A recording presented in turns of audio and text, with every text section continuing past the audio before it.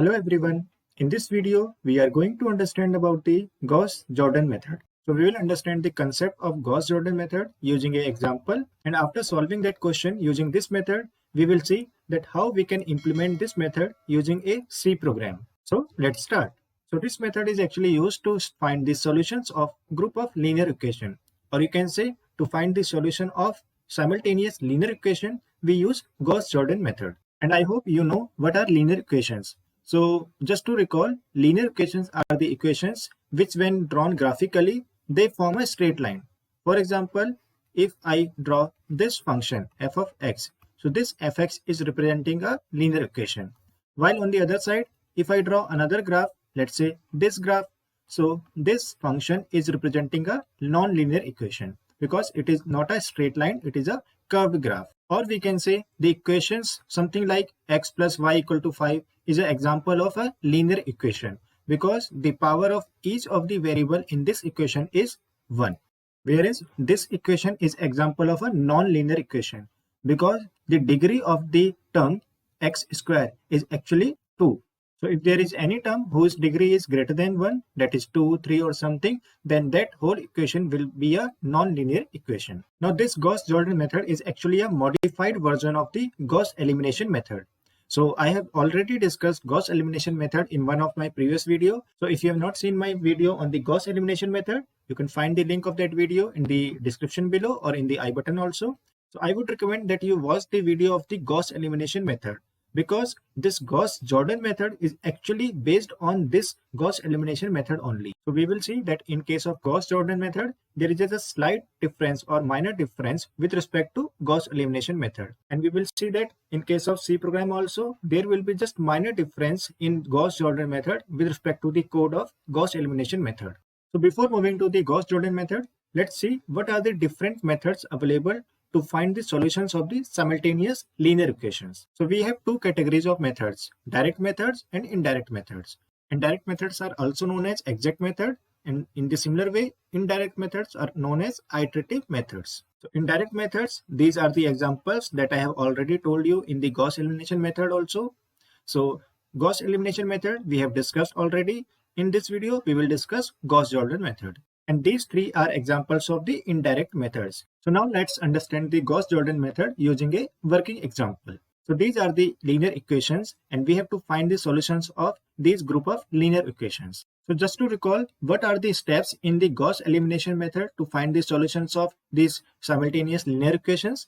So in Gauss elimination method, we first converted our given set of equations into an augmented matrix. So we can write A, this slash, and then B. Or we can just write A colon B, anything that you want to write. Now, these are the part of matrix A and these elements are the part of matrix B or the vector B. So these all are the coefficients of the x, y, z. So here we can see, here the coefficient is 1, 1 and 1. So we have written the same thing. And then this 9 is written here. The same way we have the coefficient as 2, minus 3, 4. The same thing we have written in the row 2, and 3, 4, 5 we have written in the third row, and these 9, 13, 14 we have written here. So this complete is the augmented matrix. Now what is the next step? So next step was we have to convert this augmented matrix into the upper triangular matrix. And how we convert this augmented matrix into the upper triangular matrix? By applying various row transformation operations. So this will be the form of the upper triangular matrix that we will get after converting this augmented matrix into the upper triangular matrix. So in upper triangular matrix, all the element below this principal diagonal, that is these element, they have to be 0, right? And all these elements, they can be anything. So I have written a general form like A, B, C, D and so on. Now after getting this upper triangular matrix, what are the next step? As we have to find the value of x, y, z, so we will use this upper triangular matrix and then we can find the x, y and z using the back substitution method. So this way Gauss elimination method was applied. Now in case of Gauss Jordon, what are the steps?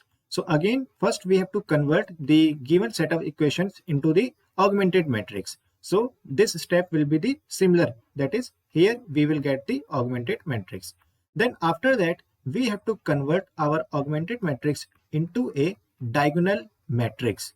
And when we say that we have to convert this matrix into the diagonal matrix. What do I mean? I mean that actually we have to convert only the matrix A part, that is these elements, into the diagonal matrix form. As we have changed only this A part into the upper triangular matrix, the same way we have to convert only this A part into the diagonal matrix. So what is diagonal matrix? So all the element below this diagonal element are 0. The same way all the element above this diagonal element, that is these element, they also are 0. So that type of matrix in which all the element below and above the diagonal element are 0, that matrix is actually a diagonal matrix.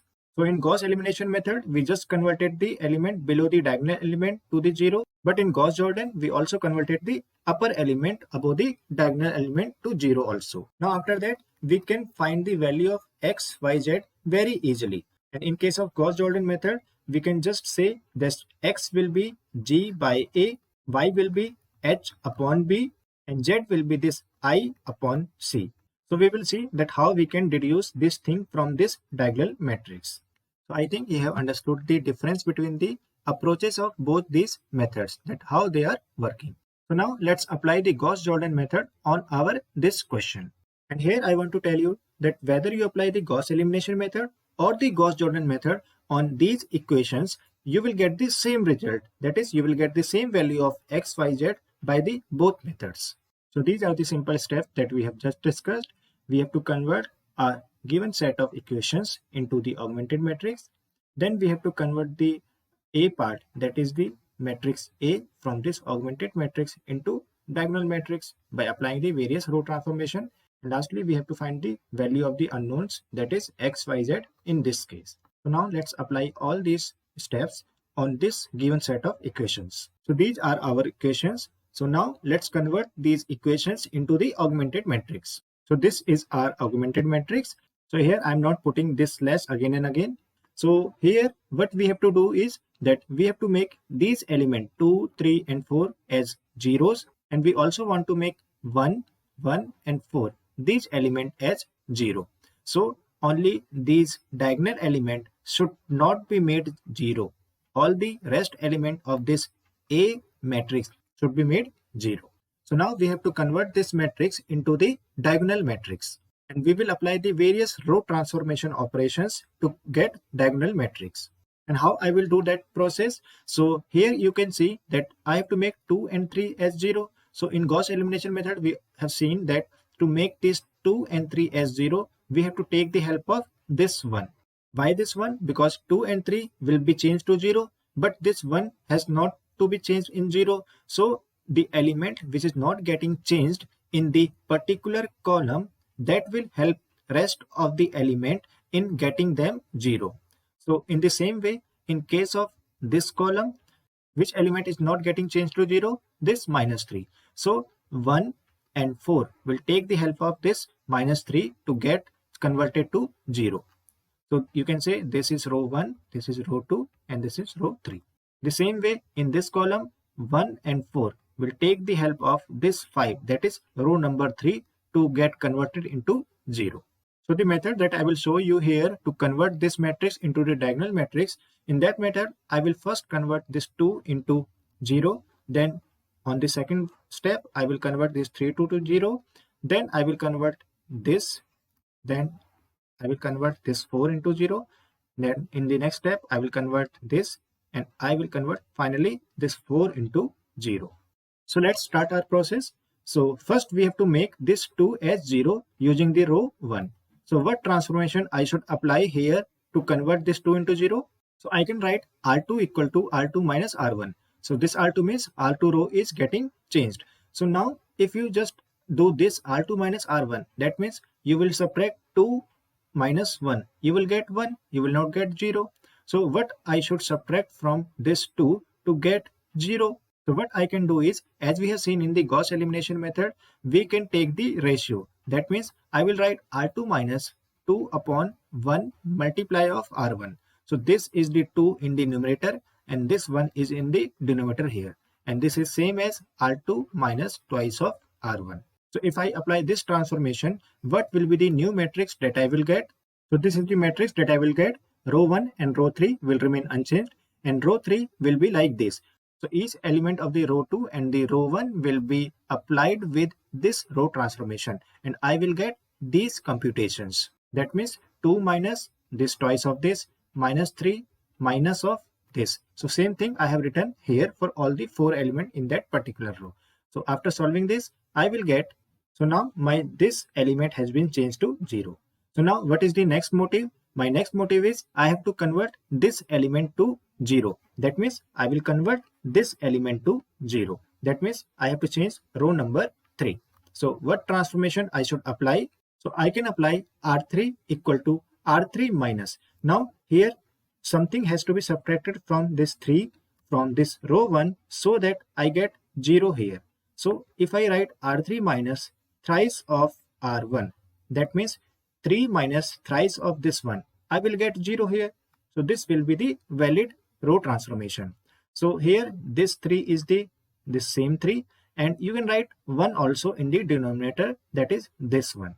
So now after applying this transformation, as we have applied this transformation here, so what I will get?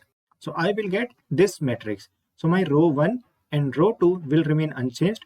Only row 3 will be changed. So my row 3 has become 0, 1, 2, 13. So this was actually 3 minus thrice of 1. That means this 3 and this 1. The same way 4 and 1 can be written as like 4 minus thrice of this 1. So 4 minus 3 will be 1. The same way the other element can be computed. So now both these elements are 0. Now I have moved this way. Now I will go to this element and I will make it 0. That means my row 1 should be made 0. That means this element of row number 1 should be made 0. So I should apply the transformation on this row. So what should I write here? So I can write R1 equal to R1 minus. Now I have to take the help of this row number 2. So I have to write some ratio here so that this can change this 1 to 0. So I can write 1 upon minus 5 as the ratio. So if I apply this computation or this row transformation, what will be the final matrix that I will get here? So my row 1 will be so my only row 1 will get changed, and row 2 and row 3 will not get changed. So I will get this matrix. So my row 1 has got changed. So you can see here this element has become 0. So what I did actually, so I used 1 and 0 and I applied this transformation. So how we can do that? So 1 minus 1 upon minus 5 into this 0. So this will be actually 1. So I have written the same thing.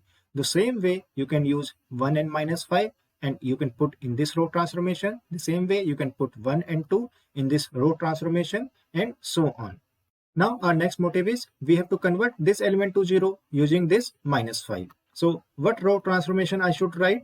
So as I have to change R3, so I wrote R3 equal to R3 minus. So I can write 1 upon this minus 5. So after applying this row transformation, my row 1 and row 3 will not get changed. Only row number 3 will get changed. So I will directly write the answer and you can compute by yourself also.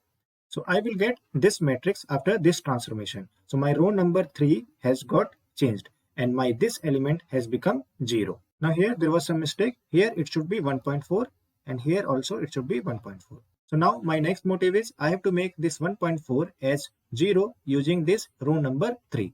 And here this row number 3 has also this 2.4, not 24. So now what row transformation I should apply? So I will say row 1 equal to row 1 minus of row 3. But what factor I should write here?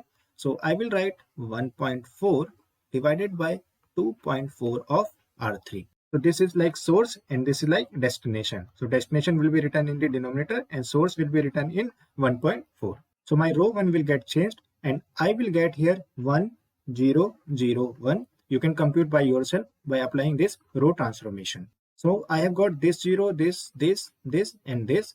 And now I have to make this 2.4 as 0 using this 2. So now I have to make this 2 as 0 also using this row number 3. So this will be my last row transformation and I will write row 2 equal to row 2 minus 2 of, that is this 2 of 2.4 into row number 3. And finally, I will get a new matrix after applying this row transformation. So I will get this matrix by applying this row transformation.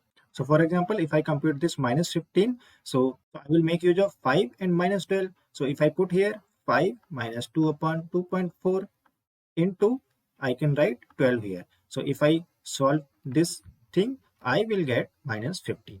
So this is my diagonal matrix because all the elements below and above these principal diagonal are 0. So all these 3 elements are 0 and all these 3 elements are also 0. And again, we are talking just about the matrix A part.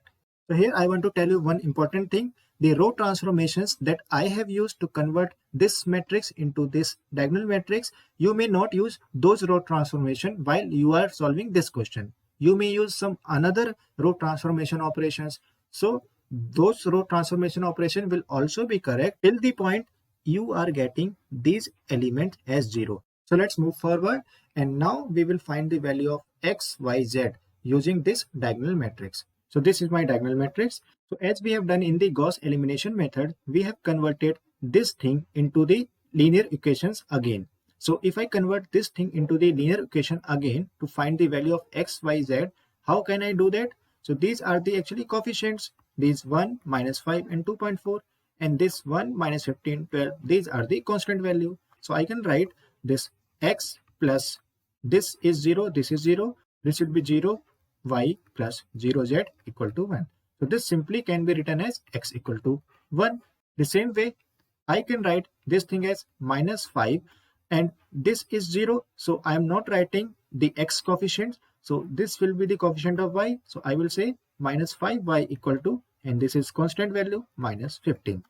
The same way, I can write this thing at 2.4 and this is the coefficient of z equal to 12. So here we can see now. So here we can see we found the value of x. Here from this equation we can find the value of y, that is 3, and from here we can find the value of this z. So this z will be 5. So I got x equal to 1, y equal to 3 and z equal to 5 as the solutions of this simultaneous linear equation. So in the Gauss elimination method, we were applying the back substitution method to find the value of x, y, z, but here this method is more simpler than the Gauss elimination method. Here we need not to apply that back substitution method. We can directly find the value of x, y, z in the lesser computation. How? So here what I actually have done, I can say x equal to this constant upon this element, that is 1 upon 1. The same thing was done here also. So this will be 1. The same thing I can do with y. Y can be written as minus 15 upon minus 5. Minus 15 upon minus 5. So this will be 3. And same way, z can be written as this last constant upon 2.4. This will again be 5. So I think by this example, you have now understood and you are now confident that how we can apply the Gauss Jordon method to find the solution of the simultaneous linear equations. So now it's time to understand that how we can implement this Gauss Jordon method into the coding part. That is, we have to implement this method into the C programming. And for that, let's first understand the pseudocode for this method. So here is our pseudocode. So first we have to understand what will be the input and output for our program. So for input, we have to ask the user the number of unknown value. For example, for our case, let's say n equal to 3. That means we have to find the value of, let's say, x, y, and z. And now next is we have to ask the user the augmented matrix. That is, we will ask the user to enter the equations. And now equations can be entered in the form of augmented matrix. So here the size of this augmented matrix A is n cross n plus 1. So this is same as we discussed in the Gauss elimination method. As you can see here we have the unknown value equal to 3. That means we have n equal to 3. So we have 3 rows. That means rows are 3. And what is the number of column? So number of columns are 4 because there will be like 1, 2, 3. 3 columns and plus 1 additional column. So it is like the size will be n cross n plus 1. Now after taking the augmented matrix and the value of the n, we will output the value of the unknowns. That is, we have to output the value of x, y, z.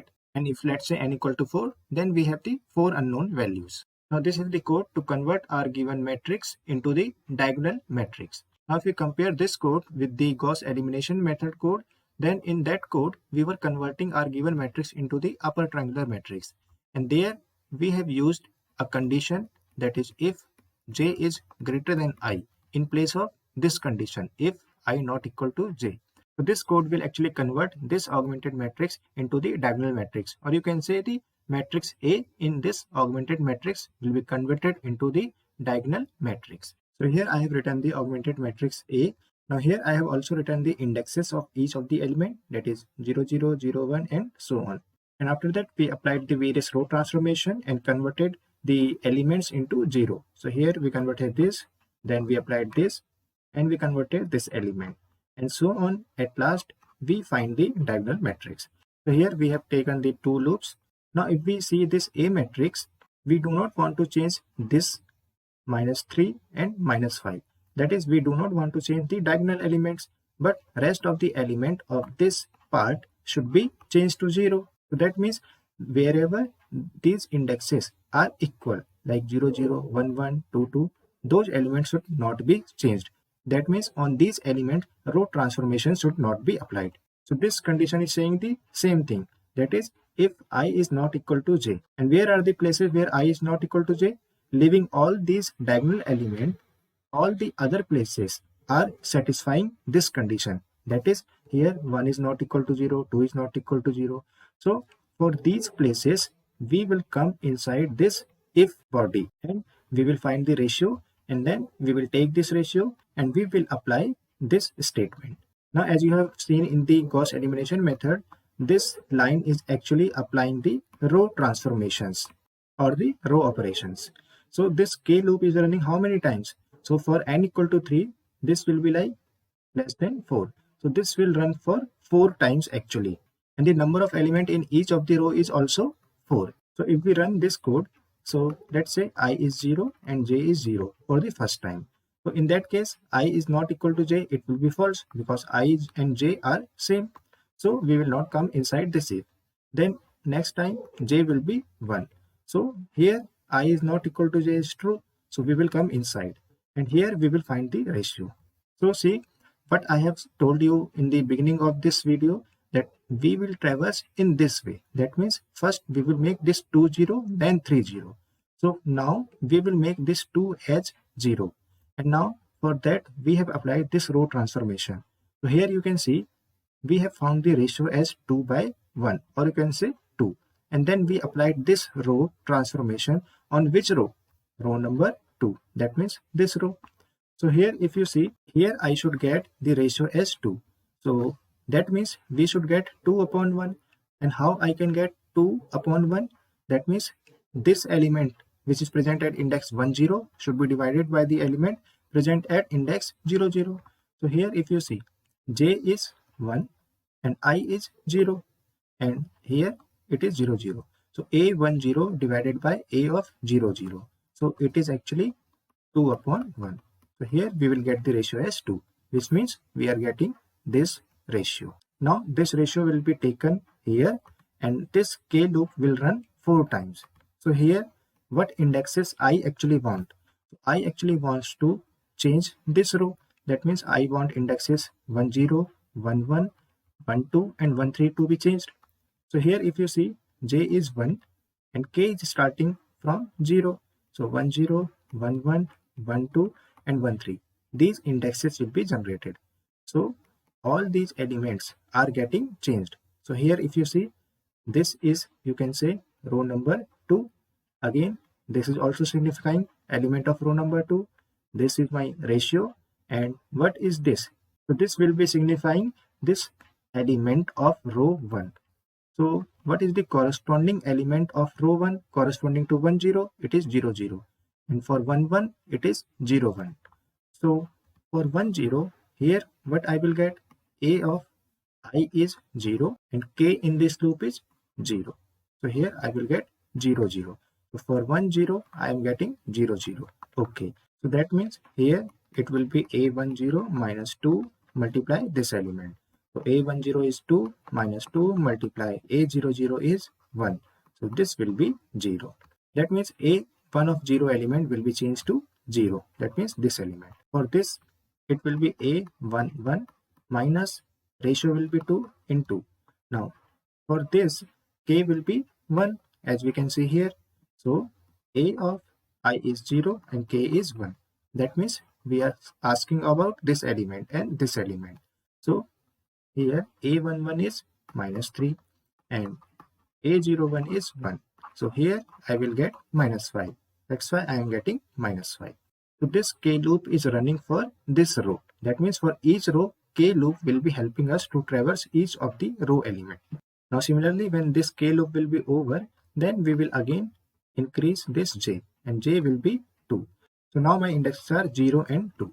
So actually 0 and 2 is this. But we want actually now this number should be changed. That means we want here 0. That means here it is 0 2, but here I want 2 0. That means indexes should be reversed. That's why I am coming here. That is 0 and 2 are not equal. We are saying this is okay. And when we come here, so it will be A of, that is J is 2 and I is 0 divided by I is 0 now also. So it will be A20. What is the value of A20? This 3, and A00 is this. That means we got the ratio as 3. So this is the same thing. Now we will take this ratio and we will apply this ratio again on the row. So this K loop will run from K equal to 0 to 3, and this particular row number 3, this row number 3 will be changed. So these indexes will be 2 0, 2 1, 2 2, 2 3. All these indexes should be changed using this statement. So if you run this loop, then you will see that all these elements of this row number 3 will be changed to these elements 0, 1, 2 and 5. So in this similar manner, we will run these loops and we will get the diagonal matrix. So for only the diagonal element, this if condition will be false, and for rest of the element, this if condition will be true, and row transformation by these statements will be executed. So I hope you have understood that how we have converted our matrix into the diagonal matrix. So now what is my next task? When I have got this diagonal matrix via this code, now next task is we have to find the value of our unknowns, that is x, y and z. So for finding the value of unknowns, if you see here, when we solve this question, then we see that whenever we are finding the value of x, we are actually dividing this corner element with this element. For finding the value of y, we are dividing this corner minus 15 with this element, and so on for the z. So actually, if I ask you what is the index of this element and what is the index of this element, so here my n is 3. That means my unknown values are 3. So for n equal to 3, this index will be 0, 3, and this will be 0, 0. Now this index will be 1, 3, and this index will be 1, 1.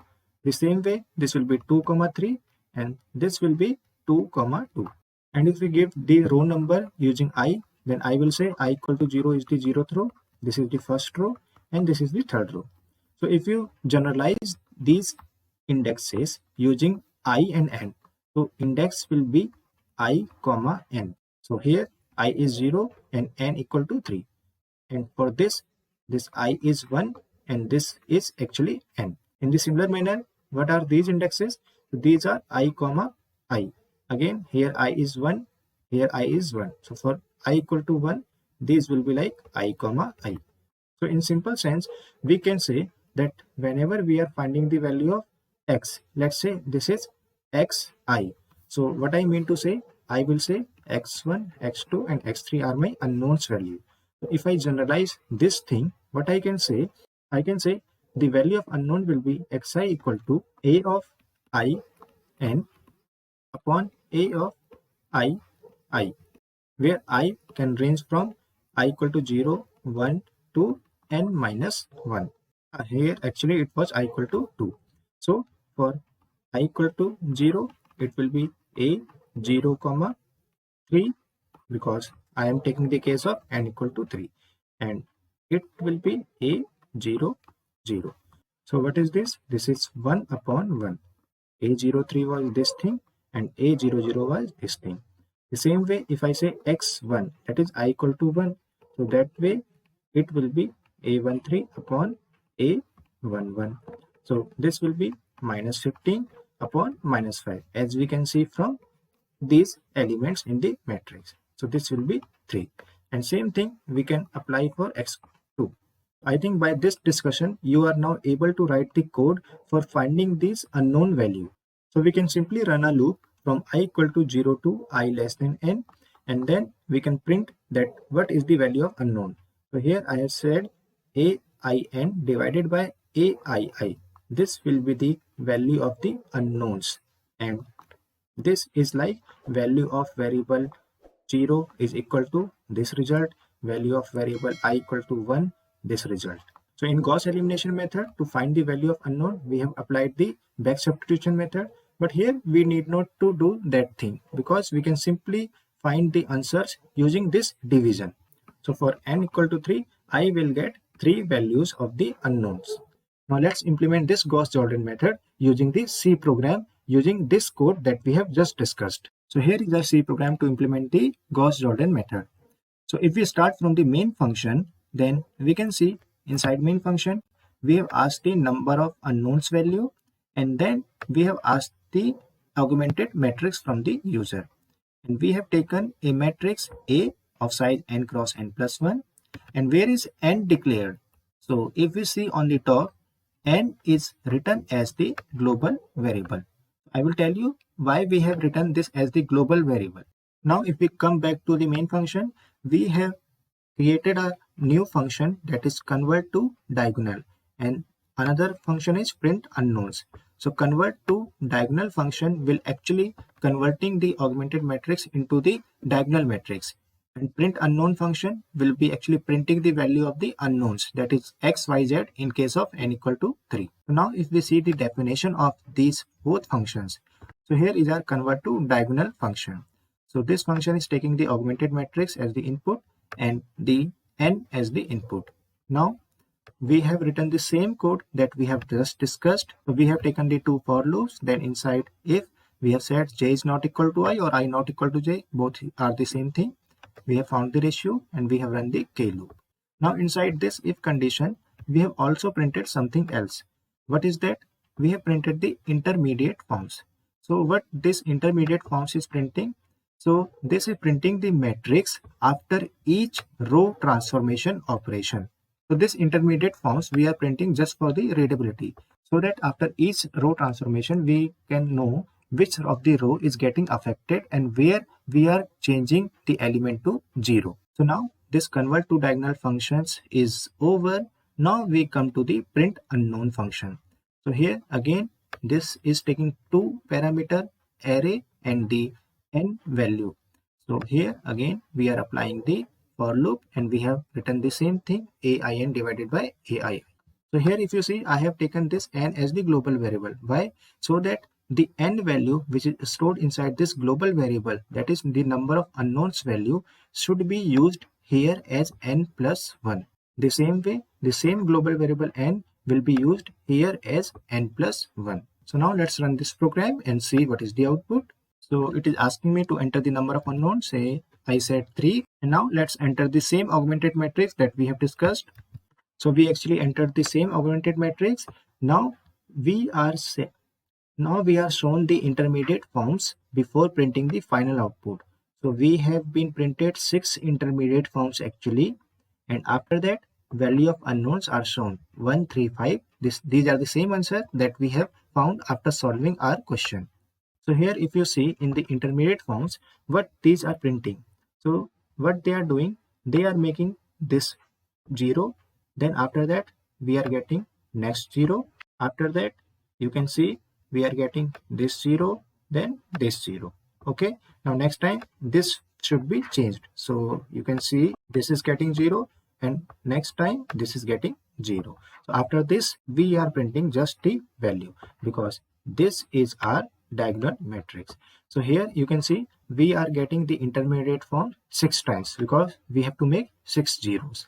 So by this intermediate form, we can get to know, okay, what are the intermediate forms, so that if any error comes, we can easily find that error.